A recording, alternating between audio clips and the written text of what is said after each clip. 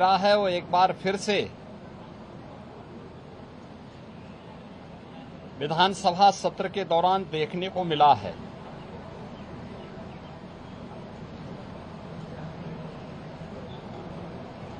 विधानसभा सत्र को हंगामे के हवाले करना, प्रदेश के युवाओं, किसानों, महिलाओं और गरीबों के साथ भारी अन्याय है। मानसून सत्र में युवाओं के लिए, अन्नदाता किसानों के लिए, आधी आबादी महिलाओं के लिए और गरीबों के लिए नई स्कीम, नई योजनाएं प्रारंभ हों, युवाओं के एम्प्लॉयमेंट के लिए, उनकी स्किलिंग के लिए, अन्नदाता किसानों के लिए कोई नई योजना घोषित हो सके, गरीबों के कल्याण के लिए कुछ नए कार्यक्रम आगे बढ़ सकें और महिलाओं के सम्मान और उनके स्वावलंबन के लिए भी कुछ अतिरिक्त प्रयास आगे बढ़ें। इसके लिए हम लोग 59,000 करोड़ रुपए से अधिक की अनुपूरक बजट को भी लेकर के आए थे, जिनके लिए इन सभी मदों में धनराशि की व्यवस्था भी थी। नई योजनाओं को घोषित करने के लिए चर्चा विधानसभा में हो सके, इसके लिए उन कार्यक्रमों के साथ हम लोग आए थे। लेकिन समाजवादी पार्टी के नकारात्मक रवैये के कारण युवाओं के मुद्दे पर, अन्नदाता किसानों के मुद्दे पर, महिलाओं के स्वावलंबन के मुद्दे पर या गरीबों के लिए बनने वाली वेलफेयर की अन्य स्कीमों के मुद्दे पर सदन में समाजवादी पार्टी ने कोई चर्चा नहीं होने दी। इनका ये आचरण असंवैधानिक भी है, युवा विरोधी है, किसान विरोधी है, महिला विरोधी है और गरीब विरोधी भी है। 59,000 करोड़ रुपए से अधिक का अनुपूरक बजट इन नई मांगों के साथ साथ प्रदेश के इंफ्रास्ट्रक्चर की स्ट्रेंथनिंग के लिए, एक्सप्रेस वे के नेटवर्क को और बेहतर बनाने के लिए जो माननीय जनप्रतिनिधियों ने डिमांड की थी, उसके लिए भी धनराशि का प्रावधान किया है। हमने प्रदेश के अंदर उस तबके के लिए जो अब तक प्रदेश के विकास में मजबूती के साथ लगकर के काम कर रहा था, आंगनवाड़ी, आशा वर्कर, रसोइया, ग्राम चौकीदार,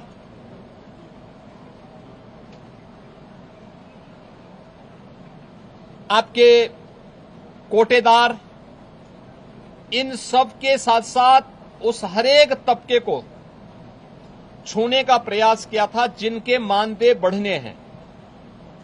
निराश्रित महिला पेंशन, वृद्धावस्था पेंशन, दिव्यांगजन पेंशन में भी वृद्धि हो, चर्चा हो। जो लोग अब तक इन योजनाओं से जुड़ नहीं पाए थे, उन लोगों को जोड़ने का प्रावधान हो। इन सब पे सदन में चर्चा हो।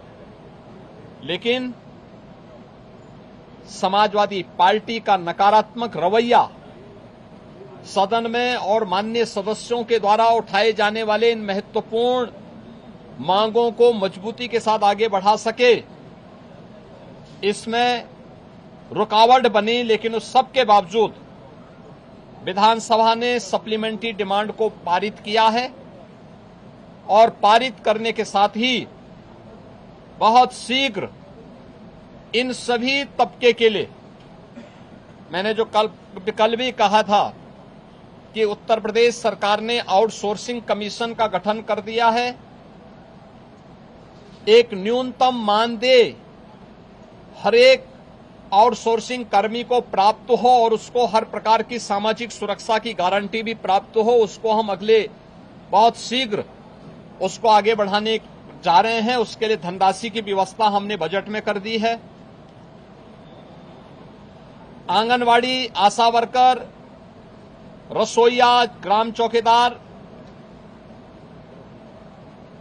या कोठेदार, इन सब के इंसेंटिव और इनके मानदेय को बढ़ाने के लिए भी धनराशि की व्यवस्था हम लोगों ने बजट में की हुई है और उसको भी हम अब विधानसभा से बजट पारित होने के उपरांत विधान परिषद में पारित होगा। विधान परिषद से पारित होने के उपरांत फिर इस बजट को हम लोग अलग अलग कार्यक्रमों के माध्यम से उस तबके तक पहुंचाने का काम भी करेंगे।